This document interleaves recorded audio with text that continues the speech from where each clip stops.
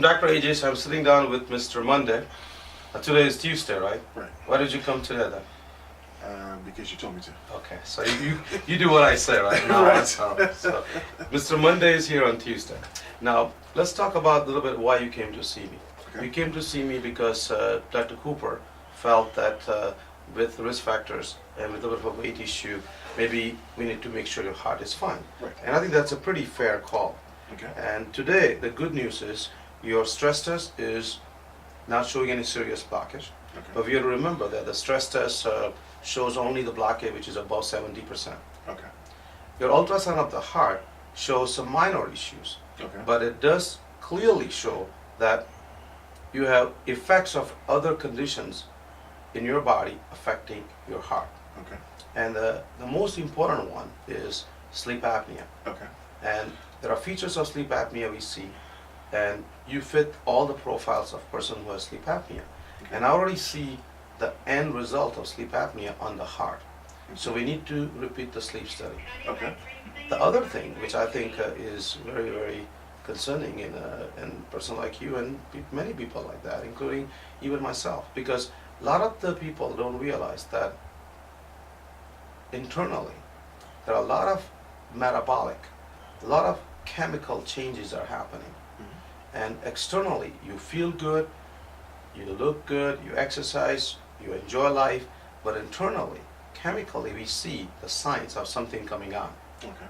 Now, in your case, and again, it's a kind of a surprise to you, because I see your blood work, and you were not aware of this thing, that your blood work shows that you are heading towards diabetes.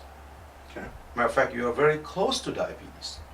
Did you even have an idea that what I'm saying? No, not at all. That close to that, no. Because every time I go, they say, "Oh, your blood work's fine." Not close to diabetes till you just told me that. That's scary. That is, yeah, or at least that is an That's eye-opener. good. It's got It's good, exactly. It's an eye-opener. Because in my opinion, nothing is scary. You know why? because it can be fixed. It can be fixed. If God gives you disease, God gives you cure. So we're going to work on that. And again, I think to me, you have all the signs which are internally affecting you, making small plaques. Okay. Like you were surprised to hear the plaque buildup start at age 20. I'm very surprised here that he starts 20. And in your case, it probably has started because you have all the reasons of plaque buildup, chemicals floating around in your heart, in your body and the heart. Mm-hmm. You have a very low level of HDL, the good cholesterol. You have A1C, which is an average of blood sugar Mhm. over 90 days, was showing, at least it's a little bit older blood work, was showing that your blood work was running many times 150, 160 blood sugar range. Okay. So when you check fasting, it's always normal. But how often in the life you fast? Only when you have blood work. Blood work, right. So when people check their blood in a fasting state, technically, you're not doing the right way because you're going to miss a lot of the people who have diabetes. Okay. Because how often you fast? And that's where, yeah. Right. It's just to me, it's a common sense, but That's doctors right. forget that. Right. Because we go by the book, but we need to think of a person, not just the book. Right. We have to read the book, but we have to think of individually. Now, in your case, we're going to do this 2-hour glucose tolerance test. Okay. So we're going to create a natural scenario as if you ate lunch or dinner or breakfast, and then give you the sugar meal and see how your body handles it. Mm-hmm. And if your body doesn't handle it properly, because that means every after lunch, dinner, and breakfast you're not handling properly, then we know that your body needs help. Because your sugar shoots up after eating. And we will never catch it if we keep doing fasting. Right. But internally, it's doing the job. Right. So that, to me, you may have missed out a year or two of that thing happening. Let's see, we say a person has diabetes. 5 years prior to that, he or she was diabetic after eating lunch and dinner for about an hour. What does it mean? I mean, after eating lunch and dinner, his or her sugar was going high enough that if we caught them at that time, they would be found diabetic. But we don't do that. What do? We say go get fasting, and then we define the diabetes. That's a wrong way of doing it. Wow. So what are we going to do then? Get on an aggressive diet program, Okay. right and proper diet, low calories. Mhm. Get on exercise club, which you already have decided to Right. join.